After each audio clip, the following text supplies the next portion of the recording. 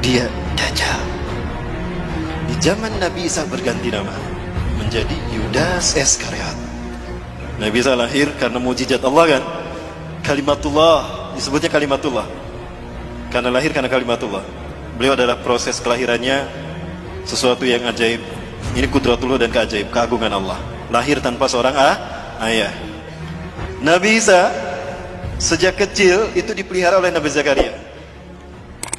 Karena Nabi Zakaria ini adalah kakeknya. Nabi Zakaria adalah pamannya Siti Maryam.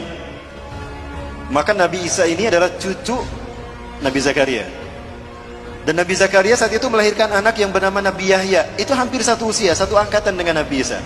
Kedua-duanya dibawa ke Baitul Maqdis, bumi Isra Mi'raj Rasulullah, di Al-Aqsa. Mendengar ceramah pendeta Sanhedrin.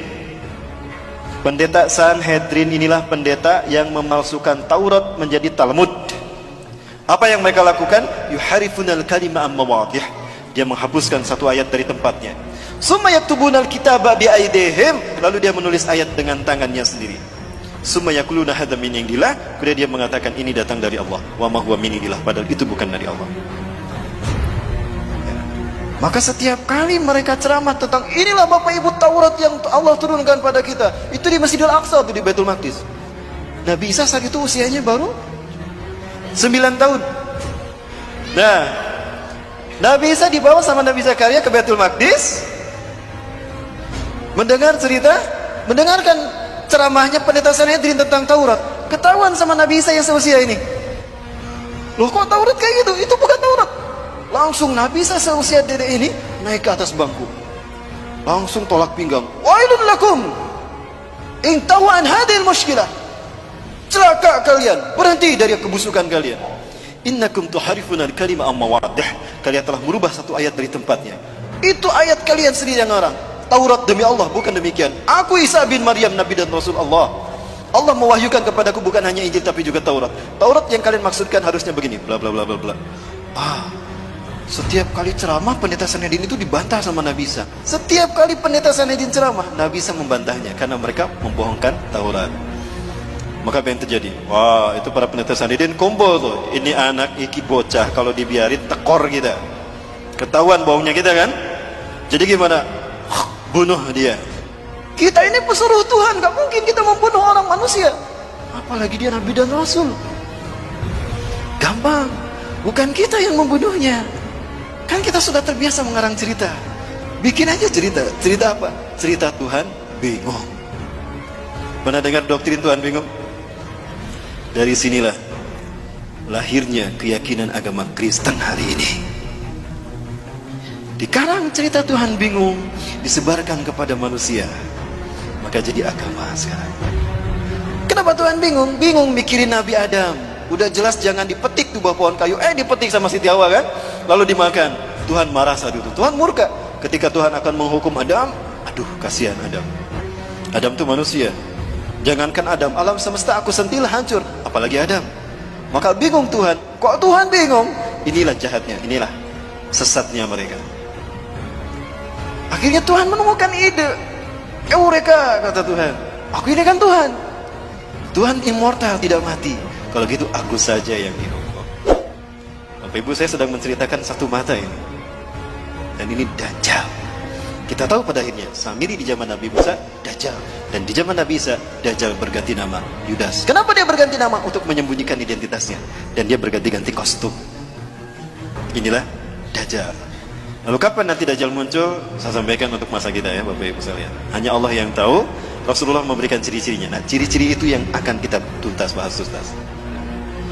Tuhan bingung tadi. Tuhan bingung tadi. Akhirnya gimana? Aku kan Tuhan, aku tidak mati. Kalau gitu aku saja yang menggantikan Adam. Jangan Adam yang dihukum. Jibril, sini Jibril. Catat Jibril, bikin maklumat Tuhan. Baik Tuhan. Jibril buka laptop, ketik tuh maklumat Tuhan ;2. Sampun Tuhan. Tulis Jibril, nomor 1, Tuhan menjelma menjadi manusia. Ilahul Mubasyar. Baik Tuhan, maklumat Tuhan ;2. Nomor 1, Tuhan menjelma menjadi manusia. Saya siap membantah, menghujahkan ini. Jika ada orang-orang non-muslim Kristen yang tersinggung, silakan berdebat dengan saya. Ini studi saya loh Bapak Ibu tentang Kristologi. Kemudian apa? Ketika Tuhan berpikir akan menjelma menjadi manusia, Tuhan bingung bagaimana turun ke bumi. Kalau turun begitu saja simsalabim, tring ada, manusia nggak akan percaya. Oh, berarti Tuhan harus menjelma menjadi manusia, lahir secara normal. Jibril, nomor 2 Jibril. Baik Tuhan, apa Tuhan? Tuhan lahir secara normal. Baik, maklumat nomor 2, Tuhan lahir secara normal. Bingung lagi Tuhan, kalau Tuhan lahir secara normal, lah siapa wanita yang layak melahirkan Tuhan? Jibril ngasih masukan sama Tuhan. Masya Allah, inilah jahatnya, sesatnya Sanhedrin. Ini mereka mengarang cerita ini. Tuhan, boleh saya interupsi ngasih masukan? Oh, apa itu Jibril? Gini Tuhan, Engkau pernah mengutus saya ke Bethlehem, ke Nazaret. Di Nazaret ada seorang wanita suci Tuhan. Dia belum pernah mengotori dirinya dan kesuciannya. Hidupnya hanya untuk ibadah kepadamu Tuhan. Siapa Jibril? Masa Tuhan tidak tahu? Nah, ini sesatnya mereka kan. Apa kata Jibril? Maryam Tuhan, Maryam binti Imran. Dia wanita yang hidupnya suci hanya untuk beribadah padamu. Betulkah Jibril? Iya Tuhan. Aneh, Tuhan tidak tahu. Kurang update rupanya Tuhan dalam cerita ini.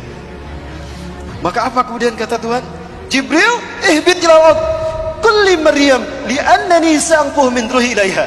Jibril, turun kamu ke Maryam, sampaikan pada Maryam, kalau aku akan meniupkan sebagian ruhku ke dalam rahimnya. Maka Maryam pun hamil mengandung Yesus Kristus, melahirkan sang penebus dosa. Tuhan lahir menjelma menjadi manusia untuk menebus dosa Adam. Artinya menebus dosa manusia. Maka Tuhan harus mengorbankan dirinya demi dosa, menebus dosa manusia, agar bukan manusia yang dihukum. Inilah cinta kasih Tuhan. Betul tidak Bapak Ibu? Dari sini lahir doktrin agama ini kan? Allahu Akbar. Cerita ini pun dikarang, disebarkan kepada raja-raja Herodes, raja-raja Romawi. Yang terhasut saat itu adalah Herodes. Maka semuanya paham kalau Nabi Isa itu adalah Tuhan yang menjelma menjadi manusia. Makanya mereka mengatakan Innallaha Isa ibnu Maryam. Laqad kafara alladziina qalu Innallaha Isa ibnu Maryam. Surat Al-Maidah ya. Sungguh kafirlah orang yang mengatakan Allah itu Isa bin Maryam. Nah, ini dari kalangan orang-orang ini, pendeta Sanhedrin yang di zaman Nabi Zakaria mereka memasukkan Taurat menjadi Talmud. Dan ini bujuk rayu siapa? Dajjal. Kemudian Bapak Ibu yang mati Allah, maka ketika cerita ini disebarkan, fahamlah Nabi Isa kalau nyawanya terancam. Maka Nabi Isa pergi meninggalkan Palestina, meninggalkan Yerusalem, meninggalkan Al-Quds, mengembara. Saat itu usianya genap 12 tahun. Mengembara Nabi Isa alaihissalam. Ada satu kaum di mana kaum itu banyak yang buta sejak lahir, diobatin oleh Nabi Isa alaihissalam. Bismillahirrahmanirrahim. Diusap, sembuh. Masaha yamsahu masihan wa mashatan. Mashan wa mashatan. Diusap, mengusap itu masaha. Maka orang yang mengusap disebut masihun al-masih. Man anta? Kaifa tastati an tusli hadal an? Siapa Anda? Bagaimana Anda bisa menyembuhkan kedua mata saya ini? Aina ya? Apa kata beliau? Aku Isa bin Maryam, aku Nabi dan Rasulullah.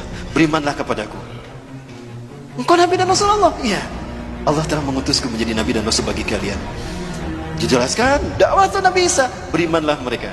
Salah satu dari mereka yang beriman bernama Barnabas. Mengembara lagi. Ketika mengembara lagi, ada pula kemudian ada yang beriman lagi. Di antara mereka ada yang penyakit sopak belang, diusap oleh Nabi Isa. Bismillah, dengan kodrat Allah, dengan izin Allah sembuh tuh. Bismillahirrahmanirrahim. Masaha yamsahu, diusap, sembuh. Siapa Anda? Kenapa Anda bisa menyembuhkan?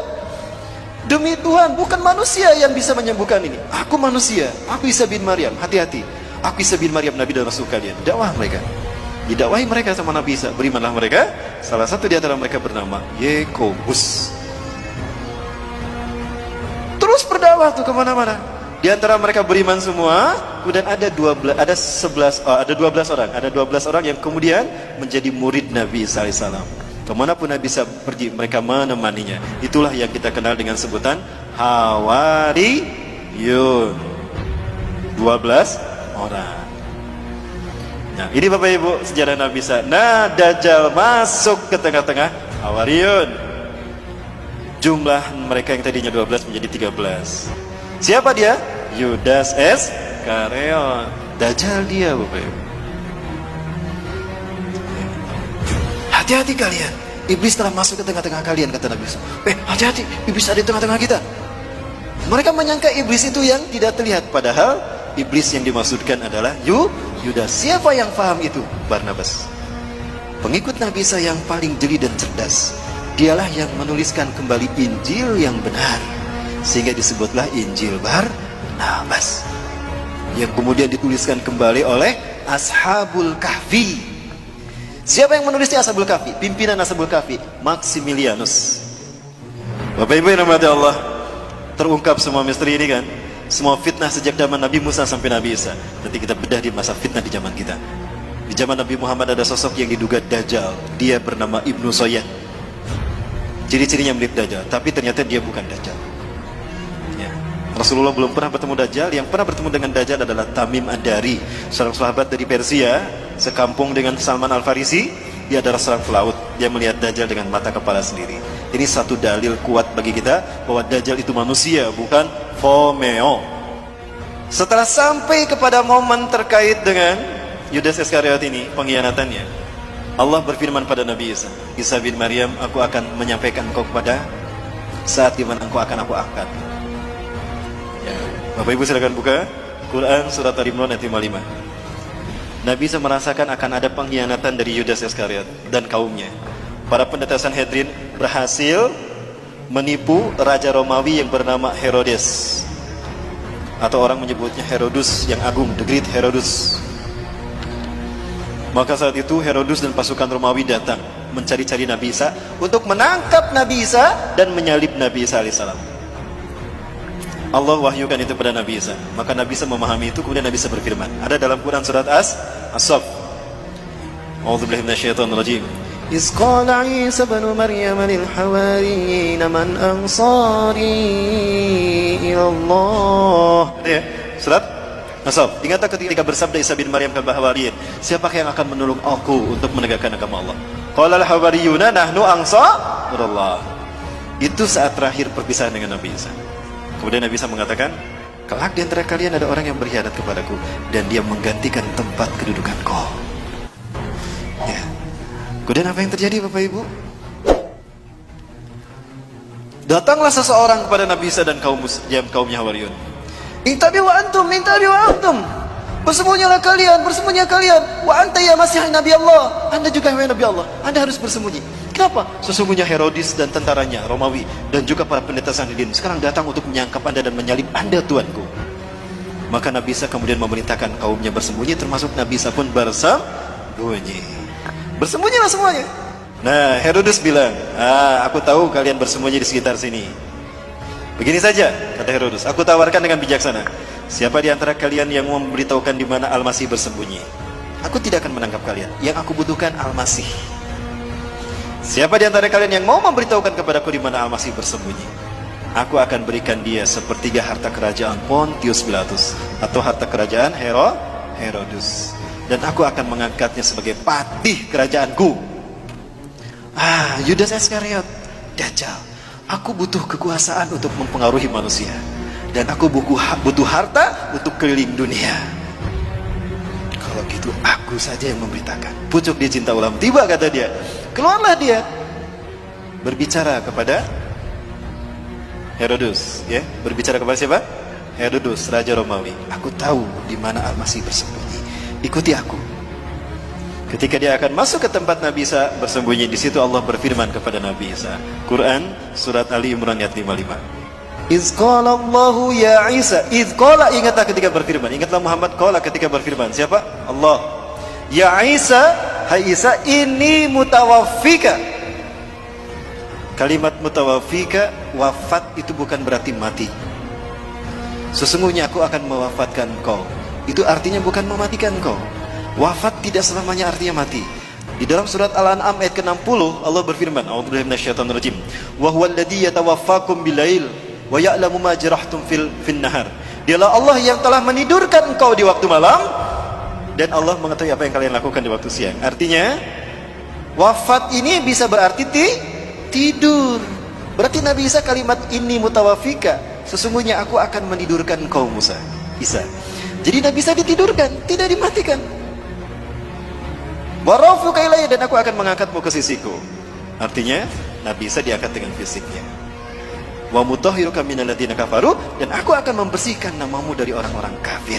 Yang bergelar Al-Masih itu bukan Dajjal, tapi Nabi Isa alaihi salam. Allah tunjukkan nanti, makanya Allah turunkan siapa sesungguhnya yang bergelar Al-Masih, dan siapa sebetulnya menebar fitnah atas nama Isa bin Maryam.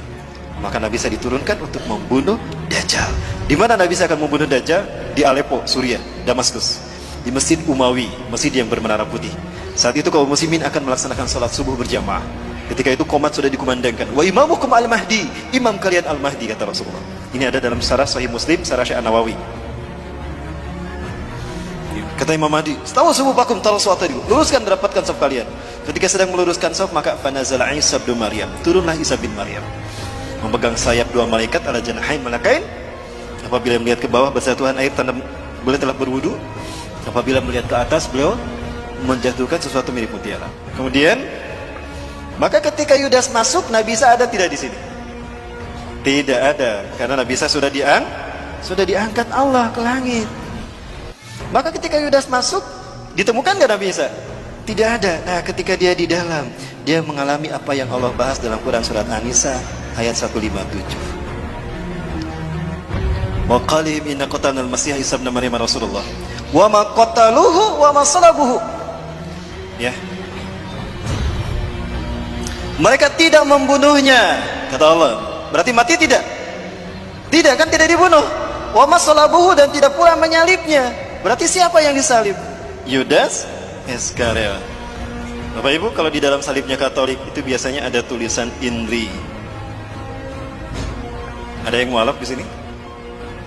Ya, ada tulisan INRI. Ini pakai huruf ya. Kalau ditanyakan pada orang-orang non muslim itu, apa arti kata INRI? Saya pernah melakukan. Bertanya kepada seseorang yang mualaf. Saya punya jamaah, sahabat.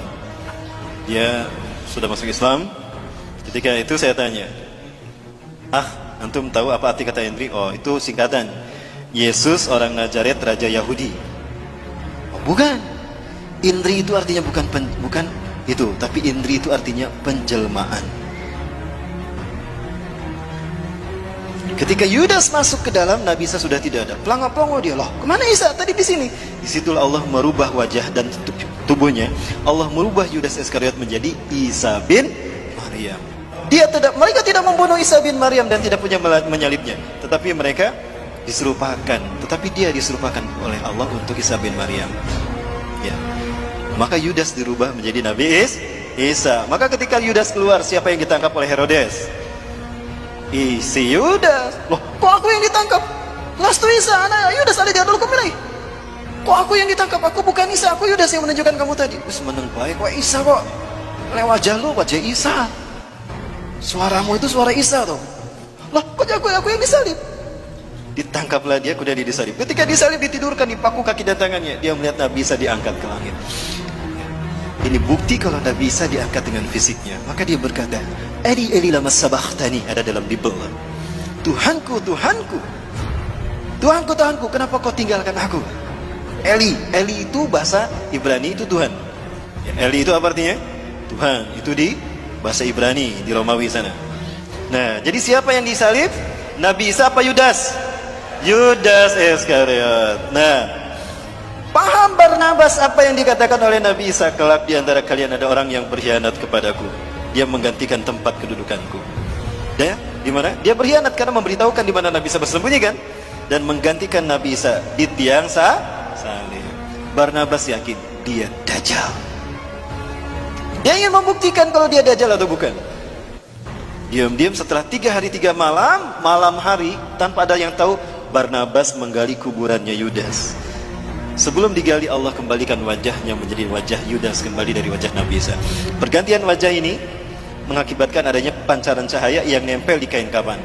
Maka lihat wajah-wajah Yesus seluruh dunia, sama kan? Itu dari sumbernya dari kain kafan.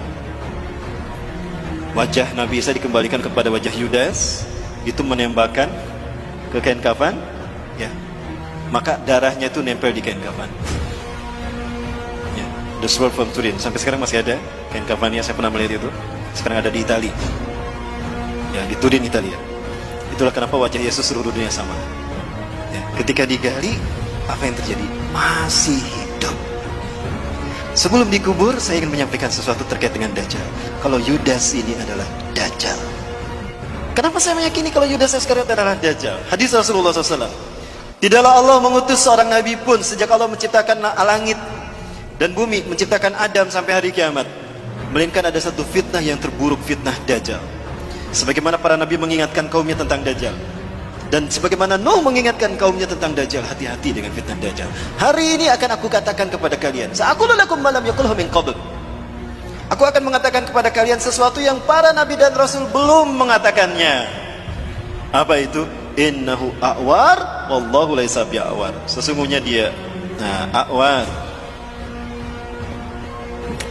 Banyak yang menerjemahkan buta. Menurut saya a'war bukan sekedar buta. Ada orang yang matanya normal tapi tidak melihat. Disebutnya apa? Buta kan? Tapi matanya normal. Kalau ini bukan a'war, itu bukan buta. Lihat hadis yang lain ya. Ka'anna ainuhu ainabah. Seolah-olah matanya itu seperti anggur yang melonjol, hitam semua. Artinya pecak. Jadi bukan buta tapi pecak. Pertanyaannya, kenapa cuma Rasulullah yang memberitahukan kalau dia itu pecak sebelah mata kanannya?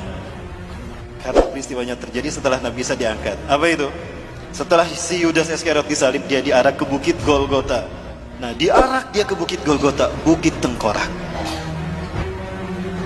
Ketika diarak, Herodes memegang pedang di tangan kanannya, Old Testament perjanjian lama di tangan kirinya. Itu pedang ditusuk-tusukkan ke tubuh Yudas Iskariot. Ketika pedang tadi menusuk tubuhnya, bercucuran darah, Bapak Ibu. Ketika darah bercucuran, para pendeta Sanhedrin dan tentara Romawi berebut darah tersebut, diminum.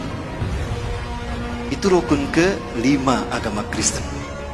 Ekaristi Holy Water, rukun meminum air suci. Kenapa mereka meminum darah itu? Karena mereka meyakini kalau ada bagian tubuh Yesus bercampur dalam tubuh mereka, mereka tidak akan pernah masuk neraka. Mereka akan masuk surga. Jika ada tubuh Yesus bersatu dengan mereka, maka darah mereka diminum. Itu menjadi rukun kelima agama Kristen. Ekaristi Holy Water. Kalau Bapak Ibu masuk ke dalam gereja, ada patung Bunda Maria atau patung Yesus, di depannya ada seloki, ada air warna merah darah. Banyak tuh pedang yang menusuk tubuhnya, dagingnya terkelupas, darah dagingnya diambil dimakan. Rukun ketiga agama Kristen, Ekaristi Gusti Kudus. Selesai kebaktian, mereka berbaris untuk keluar, pendeta pegang pastor, pegang nampan di depannya kan, bagi-bagi kue kecil. Nah, salah satu tusukan pedang itu menusuk mata kanan Yudas Iskariot. Inilah yang Rasulullah katakan, hari ini aku akan beritakan pada kalian sesuatu tentang Dajjal yang para nabi belum memberitahukannya. Dia itu pecak sebelah mata kanannya, dan Allah tidak pecak. Kenapa cuma Rasul yang memberitahukan? Karena hilangnya mata kanan Dajjal, rusaknya mata kanan Dajjal terjadi setelah Nabi Isa diangkat. Jadi siapa yang memberitahukan kepada umat manusia? Berikutnya, Nabi Muhammad SAW. Jadi siapa yang disalib? Yudas atau alias Dajjal. Orang Kristen pun yakin dia akan turun. Bapak Ibu, di HP saya ada tayangan dalam bahasa Inggris. Ternyata mereka sudah yakin betul bahwa Tuhan yang mereka sembah itu salah. Bahwa Tuhan yang mereka sembah itu ternyata adalah dalam menurut umat Islam. Dan mereka yakin sebentar lagi Isa yang sesungguhnya, the truth, Al-Masih will come to kill this Antichrist. Itu kata mereka. Saya tunjukkan, ini adalah masjid yang menjadi tempat pertemuan Nabi Isa alaihissalam dengan Dajjal. Rasulullah SAW menyebutkan saat itu kaum muslimin akan melaksanakan salat subuh. Wa imamukum al-mahdi, dan imam kalian adalah al-mahdi. Ketika qomat tadi kan Nabi Isa turun ya. Nah, Nabi Isa turun. Di mana turunnya? Di masjid Indal Manaratil Bayda, di masjid bermenara putih Syarqiyah Damaskus, di Damaskus Timur. Ketika Nabi Isa turun, kata Imam Mahdi, "Ta'ali Nabi Allah, salilana." Mari Kanjeng Nabi, imami kami salat. Imam Mahdi mundur. Ternyata Nabi Isa tidak mau jadi imam salat. Didorong tuh Imam Mahdi, oleh Nabi Isa. La taqaddam hadhihi uqimat laks. Ya. Tukrimatullah ala hadhihi ummah inna ba'dakum li ba'din umara. Tidak, umat ini untuk Anda. Maju ke depan. Andalah imam mereka. Karena sebagian dari kalian ada pemimpin sebagian hari. Inilah kemuliaan Allah berikan pada umat ini. Allahu Akbar. Nabi Isa salat di belakang Imam Mahdi. Apakah Imam Mahdi lebih mulia dari Nabi Isa? Tidak. Pelajari Quran surat Ali Imran 8182. Itu jawaban kenapa Nabi Isa tidak mau menjadi imam salat. Selesai melaksanakan salat berjamaah subuh, imamnya Imam Mahdi, apa kata Nabi Isa? Iftahil bab, buka pintu masjid itu. Ketika dibuka pintu masjid ini, ternyata tampaklah Dajjal dengan 70.000 Yahudi Isfahan dari lembah Isfahan, Iran. Inilah kenapa Iran menjadi Syiah, karena Syiah ciptaan Dajjal. Begitu dibukakan, kaget Dajjal ketika ada Nabi Isa di dalam. Aduh, malaikat maut sudah datang. Merinding dia, kata Rasulullah. Mencair dia seperti garam yang terkena air. Rasulullah menyebutkan, harumnya tubuh Nabi Isa tercium sampai sejauh mata memandang. Dan jika orang wa in yahusumul kafirun matu baktatan. Jika orang kafir mencium bau harumnya Nabi Isa, tubuhnya maka mati seketika. Itu barisan depannya mati semua, mati. Sisanya mereka lari tunggang langgang. Dajjal sendiri itu merinding dia. Lari dari Aleppo, lari ke Israel, Bapak Ibu. Cepat dia larinya. Begitu lari ke barat ada Nabi Isa. Aduh, ada Nabi Isa. Lari ke timur ada Nabi Isa. Lari ke utara ada Nabi Isa. Dia bingung melarikan diri kemana. Saking takutnya dia mencair tubuhnya. Artinya deras mengalir keringatnya. Maka dipintulutlah Nabi Isa menemukan Yudas Iskariot alias Dajjal. Dipintulut, kata Rasulullah dalam hadis riwayat Imam At-Tirmidzi, Dajjal terdampar, tidak bisa melarikan diri. Dibunuhlah oleh Nabi Isa alaihissalam. Ya, kemudian dipintulutlah dia terdampar. Di mana pintulut itu? Pintulut adalah tempat di mana Dajjal dibunuh Nabi Isa. Ini kata Rasulullah di dalam hadis riwayat Imam Al-Hakim dalam kitab Al-Mustadraknya. Isa bin Maryam akan membunuh Dajjal di gerbang Lud. Yaqtulu Isa bin Maryam ad-Dajjal bi Babiludin. Ya, hadis riwayat Imam At-Tirmidzi dalam kitab Mustadrak juz keempat ayat 105. Seperti apa pintu Lud di mana Nabi Isa membunuh Dajjal? Ini dia. Inilah pintu Lutnya. Subhanallah. Di Lut itu sekarang 13 mil timur Tel Aviv. Bapak Ibu kalau umroh plus Aqsa, saya biasa membawa jamaah ke Tel Aviv. Tapi kita tidak bisa masuk ke dalam karena ada pangkalan militer Angkatan Udara Israel. Bapak Ibu rahmati Allah. Pertanyaannya, kapan itu terjadi? Baik, kapan itu terjadi Bapak Ibu? Mau kita bahas angkanya? Kita hitung angkanya. Kapan Dajjal muncul, kata Rasulullah? Baik, kita bahas dulu angkanya Bapak Ibu. Ini hadis Rasulullah. Sayati Dajjal ilal Madinah wa yattabi'unahu sab'una alaf al-yahud min wadi Isfahan ala jabhatil farsh. Dajjal akan datang diikuti oleh 70.000 orang Yahudi dari lembah Isfahan Iran menggunakan jubah Persia. Saat itu Dajjal akan memasuki Madinah. Baik, selesai. Dajjal akan tiba memasuki Madinah wa huwa mani'un min duhuliya, tapi dia terlarang memasuki Madinah. Kenapa? Li'anna likulli babin bawabati Madinah lahu malakan. Karena di dalam Madinah setiap pintu gerbang Madinah itu dijaga oleh dua malaikat. Ala sihamihim, dengan panah mereka masing-masing. Ya, dengan panah mereka masing-masing. Satu langkah Dajjal masuk ke Madinah dipanah, mati dia. Maka fayamkusu kharijal Madinah. Dajjal takut dibunuh, maka dia tinggal di luar Madinah. Kemudian dia naik ke sebuah bukit yang bergaram tadi, kata Rasulullah. Bapak Ibu kalau ke Madinah biasa diajak jalan-jalan ke Masjid Qiblatain, gitu ya. Nah, di belakang Masjid Qiblatain itulah bukit yang akan dinaiki Dajjal. Ini bukitnya nih. Inilah gunung yang akan dinaiki Dajjal. Inna Dajjal sayas'adul jabala summa yatawajjah ila jihatil Madinah summa yaqulu liman tabi'ah. Dajjal akan naik ke bukit yang bergaram, kata Rasulullah. Lalu dia mengarahkan badannya, wajahnya ke arah masjid, ke arah Madinah. Lalu dia berkata, "Ara'aitum dalikal kisral abyad?" Apakah kalian melihat istana putih itu? Dalika Masjid Ahmad. Apakah kalian melihat istana putih itu? Itu adalah masjidnya Ahmad. Artinya apa? Ketika Dajjal datang, Masjid Nabawi terlihat putih seperti istana. Pertanyaannya, hari ini Masjid Nabawi berwarna apa? Lihat aja ini kan Masjid Nabawi nih. Warnanya apa? Putih. Nih, Masjid Nabawi di siang hari. Apa warnanya? Dan ini di malam hari. Apa warnanya? Seperti inilah Masjid Nabawi ketika Dajjal melihatnya. Artinya Dajjal muncul di zaman siapa? Zaman kita kan? Baik, yang kedua. Sayati al-Masjid Dajjal wa huwa mani'un min dukhulil Madinah. Wa laha sab'atu abwab. Dajjal akan datang ke Madinah. Saat itu Madinah punya 7 pintu gerbang. Yang setiap gerbangnya dijaga dua malaikat dengan panah mereka. Pertanyaannya, hari ini Madinah berapa pintu gerbangnya? Kata Rasulullah, kalau pintu gerbang Madinah sudah ada 7, itu hari di mana Dajjal akan datang. Pinten bu? Sudah 7. Hari ini Madinah sudah punya 7 pintu gerbang. Jadi Dajjal muncul di zaman siapa? Baik Bapak Ibu. Peristiwa tadi, sholat berjamaah subuh, lalu Nabi Isa turun dan Dajjal Allah pertemukan dengan Nabi Isa. Lalu Nabi Isa membunuh Dajjal.